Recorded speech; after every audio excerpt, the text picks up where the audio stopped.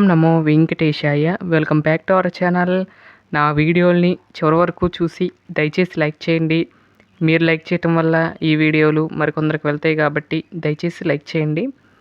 ఈరోజు అలంకరణలో భాగంగా సిరీస్లో భాగంగా 6వ సిరీసు అమ్మవారి అలంకారం 6వ అలంకారాన్ని ఈరోజు వీడియోలో మీరు చూస్తురు.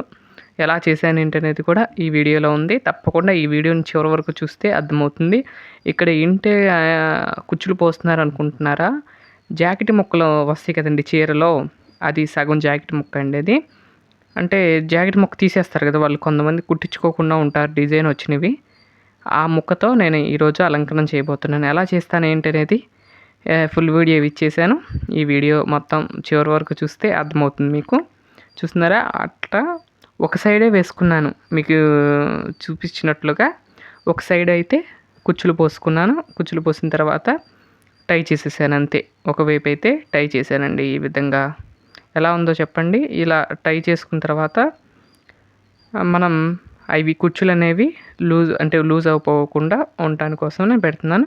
ఆ తర్వాత ఈ విధంగా పైన చున్నీ వెళ్ళే వేసానండి పైన. అసలు ప్రాసెస్ ఇప్పుడు రెడీ అవుతుంది. కానీ కాళ్ళు అవి ఎలా కట్టాను ఏంటనేది నిన్న చూపించా కదండి ఈ అమ్మవారి అలంకరణలో. సేమ్ నేను కాళ్ళు అలానే పెట్టి ఈ కాళ్ళకి చక్కగా ఒక మడి ఇలాగ కట్టుకున్నట్టుగా అంచులుగా వచ్చినట్లుగా పెట్టేసాను. అంటే ఒక నుంచున్నట్లుగా భంగిమలో, అంటే మామూలుగా మన భాషలో అనుకుంటే ఫ్యాంట్ అంటారు చూడండి, ఆ టైప్లో వేసి అమ్మవారి నుంచున్న భంగిమలో అలంకరించబోతున్నాను. చూస్తున్నారు కదా? అట్లా అయితే 2 కూడా పెట్టేశాను. 2 కాళ్ళ దగ్గర కూడా పిన్నిస్ అయితే పెట్టాను. లేకపోతే పెట్టకపోయినా పర్వాలేదండి. మనకి ఇలాంటి కాటన్ అంటే మనకు అలా నిలబడిపోతాయి. మామూలుగా సిల్కీవి అలాంటివి అయితే మాత్రం తప్పకుండా గుడ్ పిన్నిస్ అనేది పెట్టాలి. వీటికైతే అవసరం లేదు. కానీ మీకు చూపిద్దాం ఇంకా నీట్గా వస్తుంది కాబట్టి అని చెప్పి నేను అదైతే గుండు పిన్నిస్లు అయితే గుచ్చి చూపిస్తున్నాను. ఆ తర్వాత పైన వేసేది చూడండి పౌటల్లే ఇలా దాని మీద నుండి ఇప్పుడు రైట్ సైడ్ మీద నుండి ఎడం వైపు తీసుకురావాలండి అంతే. వీడియోని చివరి వరకు చూస్తే మీకు అర్థమవుతుంది. ఇదొక మోడల్ అండి, చాలా బాగుంటుంది ఈ అలంకరణ. నేను నిన్న కొల్హాపూర్ మహాలక్ష్మి అమ్మవారి అలంకరణ చూపించాగానండి. ఆ అమ్మవారి రూపంలోనే మరొక అలంకరణ ఈ విధంగా అయితే పైనుండి తీసుకొచ్చి తర్వాత కొంచెం పైన ఏం చేయాలంటే ఆ ఫేసు కొంచెం కిందకి పెట్టాలి. ఫేస్ పైన పెట్టినట్లయితే అప్పుడు నీట్గా ఉంటుందని చెప్పి కొంచెం ఫేస్ని కొంచెం పైకి పెట్టి అలా అయితే కట్టాను. ఆ తర్వాత నడుము కాడ ఈ విధంగా మామూలుగా చీర కట్టినప్పుడు ఎలా కడతామో అలా ఒక తాడు తీసుకుని చక్కగా కట్టేసుకుంటే అయిపోతుంది. ఇక్కడతో సగం ప్రాసెస్ అయితే ముగుస్తుంది. ఆ తర్వాత ఇప్పుడు చేతులు తీసుకోవాలండి. చేతులు తీసుకుని ఇందాకలే మర్చిపోయాను, ఫస్ట్ సైడు ఉంటుంది కదా మనం పైన బట్ట కట్టుకున్నాం కదండి, వాటిలోకి ఈ విధంగా అయితే దుడిచేస్తే సరిపోతుందండి. అంటే అలా మామూలుగా కట్టకపోయినా పర్వాలేదండి, ఊరికి ఇలా పైన కట్టి ఉంది కదా దానికి ఇలా దూరిపేసినా బాగుంటుంది. అలా కూడా చేసుకోవచ్చు. మీరు ఎప్పుడన్నా ట్రై చేయండి ఈ విధంగా.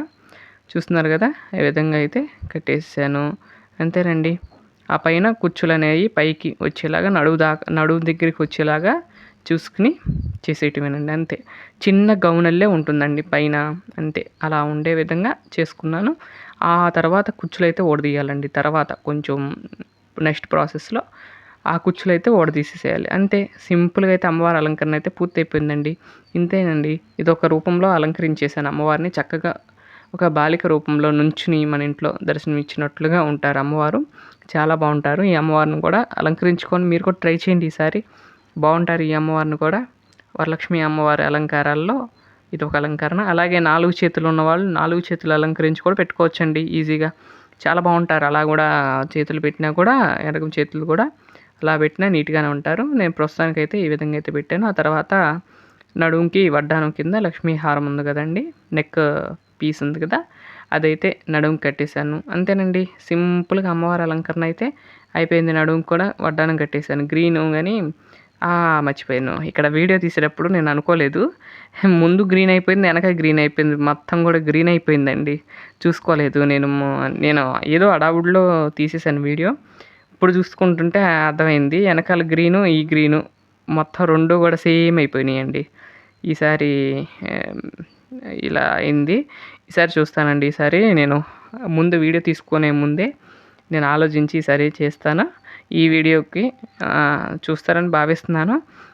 నేనైతే మర్చిపోయానండి, బ్యాక్గ్రౌండ్ ఏముందో కూడా చూసుకోకుండా అలంకరణ చేసేసాను. అయినా ఇది కొంచెం డార్క్ అండి, అది లైటు, వెనక వాళ్ళది గ్రీన్ కలర్ లైటు, ఇది కొంచెం డార్క్, అందుకని కొంచెం తేడాగా ఉండొచ్చు మీకు. అందులోనూ ఈ వీడియో ఫోకస్ అనేది ఏంటోనండి, వీడియో తీస్తుంటే ఆ లైట్ అయిపోవటం, నిండైపోవటం అలా అవుతుంది, ఎందుకనేది తెలియదు. ఫుల్ ఎల్ఈడి లైట్స్ అన్నీ పెడుతూ ఉన్నాను, అయినా సరే అలానే వస్తుంది.